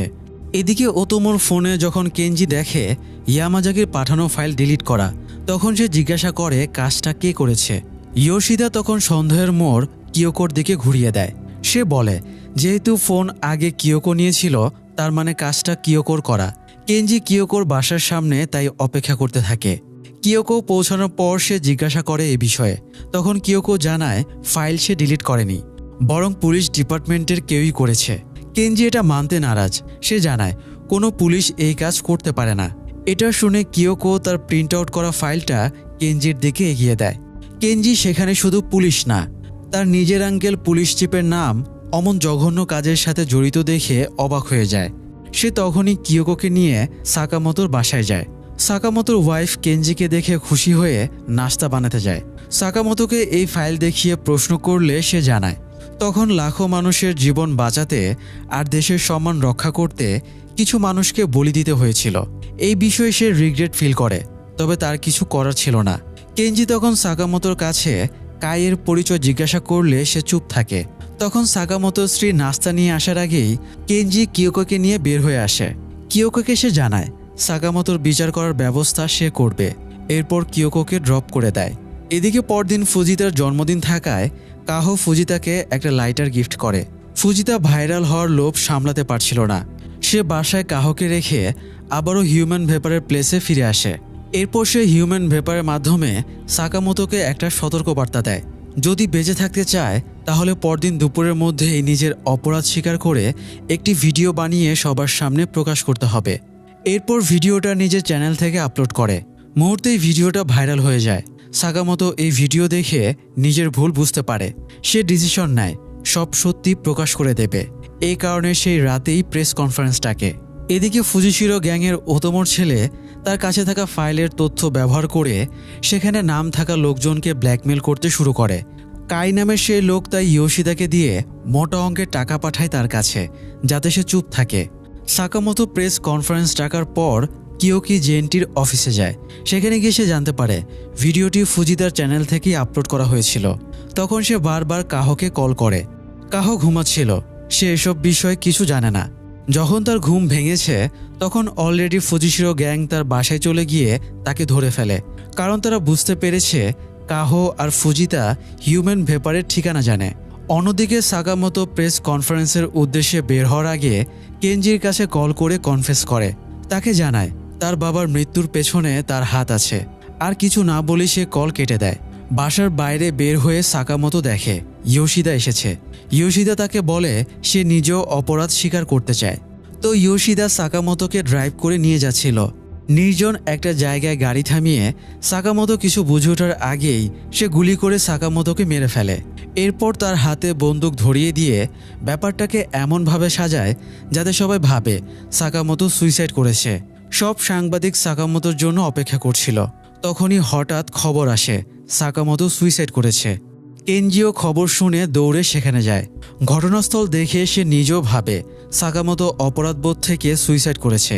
তবে তার মনে সন্দেহ জাগে, সুইসাইডই যদি করার থাকে তাহলে সাকামোতো প্রেস কনফারেন্স ডেকে এমন মাঝপথে এসে সুইসাইড কেন করবে? তার উপর যে রোডে সিসি ক্যামেরার কভারেজ নেই সেখানে এসেই সুইসাইড করেছে। আর তার বাবার মৃত্যুর জন্য সাকামোতো কিভাবে দায়ী হতে পারে যখন তাদের দুজনের সম্পর্ক এতটাই ভালো ছিল? প্রশ্নের পর প্রশ্ন তৈরি হয় কেঞ্জির মনে। অন্যদিকে কাহো ফুজিশিরো গ্যাংয়ের হাতে বন্দী। এবার কি তবে এই গ্যাং জেনে যাবে হিউম্যান ভেপারের কথা? তো যাই হোক, সাকামোতোর মৃত্যুর ব্যাপারটা নিয়ে ধোঁয়াশা ছিল। কেঞ্জির সিনিয়র অফিসার যখন কেঞ্জিকে জিজ্ঞাসা করে তার কি ধারণা এই বিষয়ে, তখন সেখানে উপস্থিত মার্ডারার ইয়োশিদা কোনো রকম তদন্ত ছাড়াই সাকামোতোর মৃত্যুকে সুইসাইড হিসেবে উপস্থাপন করার চেষ্টা করে। সে বলে হয়তো হিউম্যান ভেপারের ভিডিও দেখেই ভয় পেয়ে সুইসাইড করেছে। ইয়োশিদার ওপর সন্দেহের কথা কিয়োকো আগেই কেঞ্জিকে জানিয়েছিল। এখন আবার ইয়োশিদাকে এভাবে কথা বলতে দেখে কেঞ্জি ইয়োশিদার ওপর ক্ষেপে যায়। তাকেই খুনি বলে মারতে শুরু করে। আবে আর সিনিয়র অফিসার মিলে কেঞ্জিকে কোনো রকমে থামায়। কেঞ্জি বুঝতে পারে আর যাই হোক সাকামোতোর মৃত্যুকে সুইসাইড হিসেবেই চালিয়ে দেওয়া হবে। এই কারণে সে হতাশ হয়ে সেখানে বয়ান দিয়ে আসে সাকামোতো সুইসাইডই করেছে। কেঞ্জি চলে আসার পর আবে খেয়াল করে ইয়োশিদার কোটের হাতায় খানিকটা রক্ত লেগে আছে। এটা দেখে তারও ইয়োশিদাকে সন্দেহ হয়। এদিকে কেঞ্জি নিজের বাবার মৃত্যুর পেছনে সাকামোতোর হাত কিভাবে আছে সেটা জানতে মরিয়া ছিল। বাসায় ফিরে সে তার বাবা ওকামোতোর রুম সার্চ করে আর সেখানে সে তার বাবার একটা ডায়েরি পায়। ডায়েরি পড়ে সে জানতে পারে ওকামোতো উল্কাপাতে সেখানে মানুষকে ব্যবহার করার বিরুদ্ধে কথা বলেছিল। এটা দেখে তার আর বুঝতে বাকি থাকে না যে মুফু গ্রুপের বিরোধিতা করার কারণেই তার বাবাকে মরতে হয়েছে। সেখানেই সে মরির নাম দেখতে পায় আর বুঝতে পারে মরিও এসবের সাথে জড়িত ছিল। তখন সে মরির পুরনো ফাইল খুলে বসে। মরির পোস্টমর্টেম রিপোর্ট দেখে সে জানতে পারে মরির ফুসফুসেও হালকা কেমিক্যাল বার্ন পাওয়া গিয়েছিল, ঠিক যেমনটা সানোর ডেড বডির বার্ন ছিল। সব ইনফরমেশন মিলিয়ে কেনজি হিউম্যান ভেপারের একটা লিঙ্ক খুঁজে পায়। সেটা হচ্ছে বাঙ্কো রামেনের সাথে কোনো না কোনোভাবে হিউম্যান ভেপারের কানেকশন আছে। এই কারণে কেনজি বাঙ্কো রামেনে যায়। এখানকার বর্তমান মালিক আগের বাঙ্কো রামেনের মালিকের ছেলে। কেনজি তাকে জিজ্ঞাসা করে আগের এমন কোনো কাস্টমার আছে কি না যে এখনও নিয়মিত রেস্টুরেন্টের এই নতুন শাখাতেও খেতে আসে। বর্তমান মালিক জানায় এখানে অনেক পুরনো কাস্টমারই এখনও খেতে আসে। কেনজি চাইলে দেয়ালে লাগানো ছবিগুলো দেখতে পারে, কারণ সেখানে বহু পুরনো কাস্টমারের ছবিও লাগানো আছে। এরপর সে কেনজির জন্য রামেন বানাতে চলে যায়। এই ছবিগুলোর মাঝে কেনজি রেন আর তার পাশে কিয়োকো নামের একটা বাচ্চা মেয়ের ছবি দেখতে পায়। কিয়োকোর ফাইল পড়ার কারণে তখন সে জানত রেন নামের এই ছেলেই হিউম্যান ভেপার। তবে সে এটা জানতো না যে কিয়োকো নামের এই বাচ্চা মেয়েটাই তার পছন্দের মানুষ কিয়োকো। এদিকে কিয়োকো কাহোকে বারবার কল করেও পাচ্ছিল না। সাকামোতোর মৃত্যুতে সব সাংবাদিক তার ওয়াইফের সাক্ষাৎকার নিতে যায়। ওয়াইফের সাথে সাকামোতোর পরিচয় ছিল কলেজ লাইফ থেকেই। এখন সাকামোতোর এমন হঠাৎ মৃত্যুতে সাকামোতোর ওয়াইফ একেবারেই ভেঙে পড়ে। সে কিছু জেনে থাকতে পেরে ভেবে কিয়োকো তার কাছে যায়। তার কাছে কিয়োকো জানতে পারে মুফু হচ্ছে সাকামোতোর কলেজ লাইফের একটা ব্যান্ড, যে ব্যান্ডে সাকামোতো সহ তার 2 বন্ধু ছিল। সাকামোতোর ওয়াইফ তাদের ছবি এনে দেখায়। তার কাছ থেকে কিয়োকো মুফু গ্রুপের আরেক মেম্বার কাইয়ের পরিচয় জানতে পারে। এই কাই আর কেউ না, বরং দেশের বর্তমান গভর্নর মিউরা। কিয়োকো যখন বুঝতে পারে যে প্রপার ওয়েতে মিউরাকে সে বিচারের আওতায় আনতে পারবে না, তখনই সে ফোনের মাধ্যমে ফ্যাক্স করে হিউম্যান ভেপারকে নির্দেশ দেয় মিউরাকে খুন করতে। এরপর বাঙ্কো রামেন রেস্টুরেন্টে যায়। সেখানে গিয়ে তার সাথে দেখা হয়ে যায় কেনজির সাথে। তখন কেনজিকে নিয়ে বাইরে এসে সে নিজের লাইফের পুরো ঘটনা আর নিজের জানা সব ইনফোই শেয়ার করে। এদিকে ফুজিশিরো গ্যাং কাহোর কাছ থেকে কোনো ইনফরমেশন বের করতে না পেরে ফুজিতার জন্য ওয়েট করছিল। ফুজিতা যখন বাসায় ফিরে সে জানতও না ভেতরে তার জন্য কি ওত পেতে বসে আছে। কাহোকে মেরে ফেলার ভয় দেখিয়ে ফুজিশিরো গ্যাংয়ের লোকেরা ফুজিতার কাছ থেকে হিউম্যান ভেপারের ইনফরমেশন কালেক্ট করে। এরপর তাদের দুজনকে নিয়ে সেখানে যায় যেখানে হিউম্যান ভেপার আছে মূর্তি রূপে। ওতোমোর ছেলে মিউরাকেও কল করে ব্যাপারটা জানায়। মিউরা আসার পরেই কিয়োকোর নির্দেশনা এসেছিল হিউম্যান ভেপারের কাছে মিউরাকে মারার বিষয়ে, কিন্তু তারা প্ল্যান করে মিউজিক অফ করে দেয়, যে কারণে হিউম্যান ভেপার আর জেগেই উঠতে পারে না।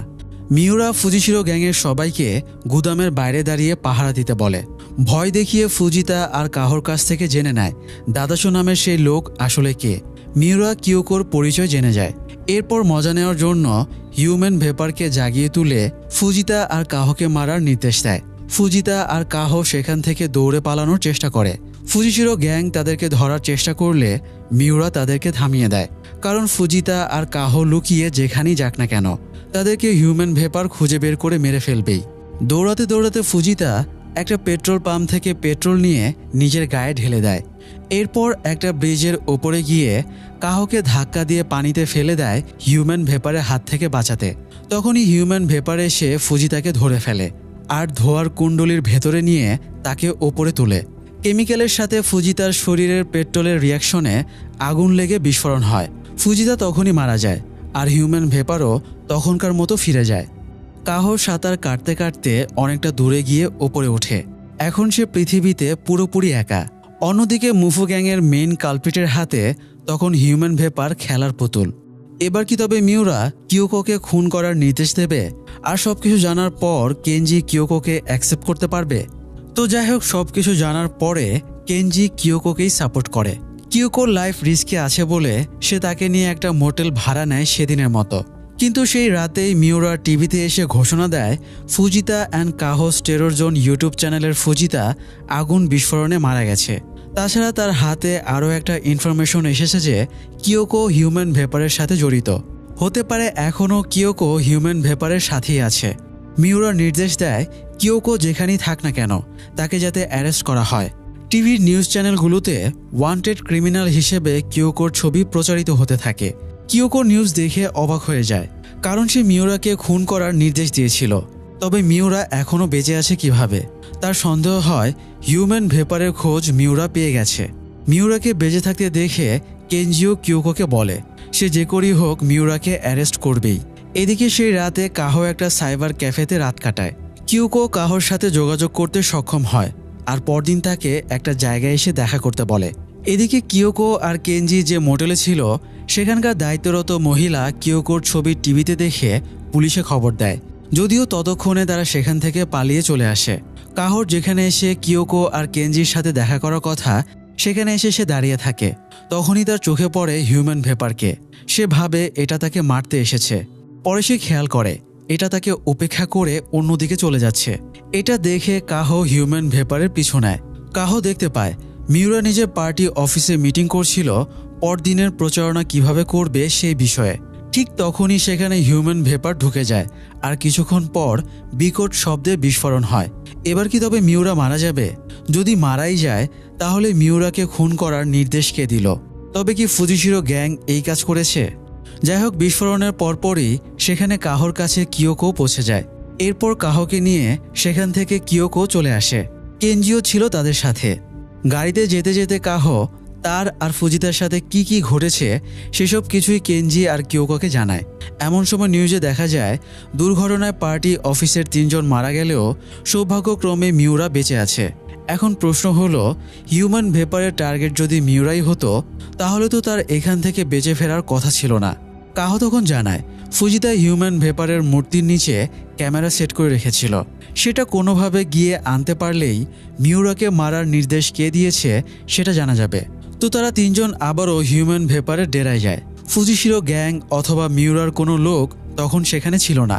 তারা গিয়ে ক্যামেরাটা খুঁজে পায় আর ফুটেজে যা দেখে তাতে তারা অবাক হয়ে যায়। মিউরা নিজেই হিউম্যান ভেপারকে জানিয়েছে সে পার্টি অফিসে কখন থাকবে। এরপর সেই টাইমে হিউম্যান ভেপারকে সেখানে গিয়ে সে বাদে আরও কয়েকজনকে খুন করতে বলেছে। তার নিজের যাতে কিছু না হয় এমন নির্দেশনাও মিউরা দিয়েছে। কিয়োকো বুঝতে পারে হিউম্যান ভেপারের টপিক নিয়ে অনবরত ব্রেকিং নিউজ হওয়ার কারণে তার পপুলারিটি বেড়ে গেছে। লোকজন নতুন কাউকে ভোট না দিয়ে পুরনো অবস্থাতেই থাকার মধ্যে স্বস্তি খুঁজছে। যে কারণে একদিন বিরোধী দলীয় নেত্রী কিরিশিমা তাদের জিএনটি নিউজের অফিসে এসেছিল যাতে হিউম্যান ভেপারকে নিয়ে আর নিউজ না করা হয়। পরের দিন নির্বাচন। মিউরা নিজের পপুলারিটি বাড়ানোর জন্যই নিজে ছিল এমন জায়গায় হিউম্যান ভেপারকে দিয়ে অ্যাটাক করিয়েছে। সে নির্বাচনে জিতে গেলে তার পাওয়ার বেড়ে যাবে। তখন কেনজি আর কিয়োকো চাইলেও মিউরার কিছু করতে পারবে না। যা করার এখনই করতে হবে। তাছাড়া এখন এই ভিডিওটাও মিউরার বিরুদ্ধে পোক্ত প্রমাণ। কিয়োকো নিউজ চ্যানেলে এই ভিডিও চালিয়ে দেওয়ার প্ল্যান করে। তখনই বাইরে ফুজিশিরো গ্যাংয়ের লোকেদের আসার শব্দ পাওয়া যায়। সবাই মিলে একসাথে বের হওয়ার ওয়ে ছিল না। কিয়োকো একটা প্ল্যান করে, সেটা হচ্ছে কেনজি এখান থেকেই ধরা দেবে। আর ততক্ষণে কাহো আর সে নিজে অন্য পথ দিয়ে বের হয়ে গিয়ে নিউজ চ্যানেলে মিউরার ভিডিওটা প্রচার করার চেষ্টা করবে। কিয়োকো কেনজিকে বলে যে করেই হোক হিউম্যান ভেপারকে যাতে তাকে মারার জন্য পাঠানো হয়। অর্থাৎ কেনজি যাতে মিউরা অথবা ফুজিশিরো গ্যাংয়ের কাউকে উস্কে দেয় কিয়োকোকে মারতে হিউম্যান ভেপারকে পাঠাতে। কারণ সে জানে এটাকে কিভাবে থামাতে হবে।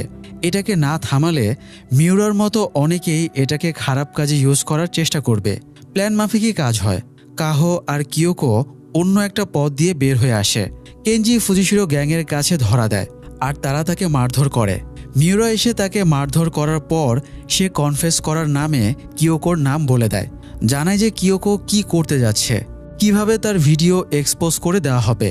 এই কথা শুনে মিউরা হিউম্যান ভেপারকে নির্দেশ দেয় কিয়োকোকে মারতে, আর এটা কিয়োকোকে মারার জন্য বের হয়ে যায়। মিউরাও ফুজিশিরো গ্যাংয়ের কাছে কেনজিকে তুলে দিয়ে নিজের নির্বাচনী প্রচারণার জন্য বের হয়। কেনজি তখন একাই গ্যাংয়ের সবাইকে মেরে রেখে বের হয়ে থানার দিকে রওনা দেয় পুলিশ টিম নিয়ে মিউরাকে গ্রেপ্তার করার জন্য।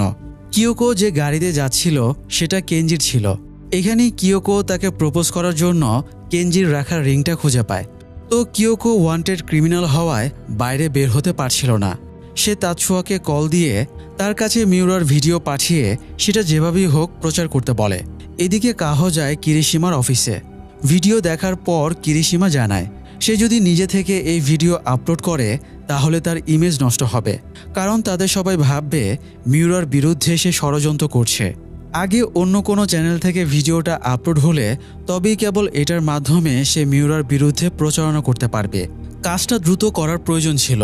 এই কারণে কাহো এই প্রথমবারের মতো ক্যামেরার সামনে এসে ফুজিতা অ্যান্ড কাহোস টেরর জোন চ্যানেলে এই ভিডিওটা আপলোড করে। মুহূর্তেই ভিডিওটা ভাইরাল হয়ে যায়, বড় বড় নিউজ চ্যানেলও শেয়ার হয়। মিউরা তখন নির্বাচনী প্রচারণার মিটিং করছিল। ভিডিও প্রচার হওয়ার সাথে সাথেই মিউরার সব সমর্থন অফ হয়ে যায়। সবাই উল্টো তাকে মারার চেষ্টা চালাতে থাকে। মিউরা এখান থেকে কোনো রকমে পালিয়ে বাঁচে। এদিকে কেনজি অফিসে গিয়ে সবাইকে জানায় মিউরাকে অ্যারেস্ট করতে যেতে হবে। মিউরা গভর্নর, পাওয়ারফুল মানুষ, তাই শুরুতে কেউ তাকে অ্যারেস্ট করতে কেনজির সাথে যাওয়ার জন্য রাজি না হলেও মিউরার ভিডিও আপলোড হওয়ার সাথে সাথেই সবাই মিউরাকে অ্যারেস্ট করার ডিসিশনে কেনজিকে সাপোর্ট করে, শুধুমাত্র ইয়োশিদা আর করাপ্ট আরেকজন অফিসার বাদে। কেনজি যখন মিউরার অফিসে পৌঁছায় টিম নিয়ে, তখন মিউরা কারো কাছে হেল্প চাচ্ছিল ফোনে। আসলে মিউরার ওপরেও লোক আছে, কিন্তু কে? তার সাথে কথা বলে মিউরা বুঝতে পারে তাকেও মূলত দাবার গুটি হিসেবে ইউজ করা হয়েছে। এই কারণে সে ভবনের ছাদে যায় সুইসাইড করতে। কেনজির টিমকে ইয়োশিদা সহ মিউরার লোকেরা থামানোর চেষ্টা করে, কিন্তু পারে না। কেনজি ছাদে গিয়ে দেখে মিউরা ছাদ থেকে লাফ দিচ্ছে। সে মিউরাকে ধরে ফেলে। সে নিজেও পড়ে যাচ্ছিল। তখন বাকি পুলিশ সদস্যরাও সেখানে এসে তাদেরকে টেনে ওপরে তোলে। মিউরা তো ধরা পড়ে যায়। এদিকে কিয়োকো আসলে জানতো না হিউম্যান ভেপারকে কিভাবে থামানো যায়। তার প্ল্যান ছিল জেএনটি নিউজের পুরনো ভবনের আন্ডারগ্রাউন্ডে একটা লকার আছে, সেখানে গিয়ে হিউম্যান ভেপারকে আটকে ফেলা। এটা কিয়োকো নিজের জীবন বাজি রেখেই করছে। কেনজিকে সে শেষবারের মতো একটা ভয়েসমেল করে ব্যাপারটা জানায়, আর এটাও বলে যে সে তাকে ভালোবাসে। কেনজি এটা শোনার সাথে সাথেই কিয়োকোকে বাঁচানোর জন্য জেএনটির অফিসের দিকে ছুটতে থাকে। কিয়োকোর পিছু নিয়েছিল হিউম্যান ভেপার। কিয়োকো অনেক কষ্টে সেই লকার অবধি পৌঁছায়, আর তার পিছে যখন হিউম্যান ভেপার লকারের ভেতরে যায়, তখন সে লকারের দরজা লক করে দেয়। কেনজি পৌঁছে দেখে কিয়োকোকে হিউম্যান ভেপার নিজের মধ্যে জড়িয়ে নিয়েছে, আর এক পর্যায়ে গিয়ে কিয়োকো একেবারে ব্লাস্ট হয়ে মারা যায়। তো যাই হোক, এই ঘটনার পর শহরে হিউম্যান ভেপারের আতঙ্ক শেষ হয়ে যায়। কালপ্রিট কয়েকজন মারা যায়, আর একজন ধরাও পড়ে। কিন্তু মিউরার ওপর থেকে কে এসব করছিল সেটার কেউ জানতে পারে না। তারা থেকে যায় সেফ জোনে। কিয়োকোর মৃত্যুর পর তার কলিগ তাতসুয়া আরও দৃঢ়ভাবে নিউজ রিপোর্টিংয়ের কাজ করতে শুরু করে। আবেও এখন আর রিপোর্টারদের অপছন্দ করে না, এমনকি সে তাতসুয়াকে নিজের সাথে রেখে কাজ করার সুযোগ দেয়। এদিকে কিয়োকোকে হারিয়ে কেনজি একা হয়ে পড়ে। সে কিয়োকোর প্রতীকী কবরের ওপরে ফুল আর তার জন্য কেনা আংটিটা রেখে আসে। বাসায় ফেরার পর কেনজি যখন শুয়েছিল, তখনই তার পেছনে ধোয়ার কুণ্ডলি পাকিয়ে সেটা মানুষের রূপ নেয়। আর এখানেই সিরিজের প্রথম সিজন শেষ হয়ে যায়। বন্ধুরা, কি মনে হয় আপনাদের? তবে কি হিউম্যান ভেপার বেঁচে আছে, নাকি কিয়োকোই হিউম্যান ভেপারে বদলে গেছে? এর উত্তর হয়তো আমরা এই সিরিজের সেকেন্ড সিজনে পাবো। তবে যাই হোক, অসহায় মানুষদেরকে যে ক্ষমতাসীনরা হিউম্যান ফুয়েলের মতো ব্যবহার করে সেটা কিন্তু মিথ্যা না। মিউরার মতো এক দুজন হয়তো শাস্তি পায়, তবে তার পেছনে রয়ে যায় আরও অনেক কালপ্রিট, যাদের পরিচয়ও কোনোদিন প্রকাশ পায় না। ভালো মানুষের মুখোশের আড়ালে তারা চালিয়ে যায় নিজেদের জঘন্য কাজগুলো। হয়তো এটাই পৃথিবীর নিয়ম। আজ এ পর্যন্তই, দেখা হবে পরের আয়োজনে। ধন্যবাদ।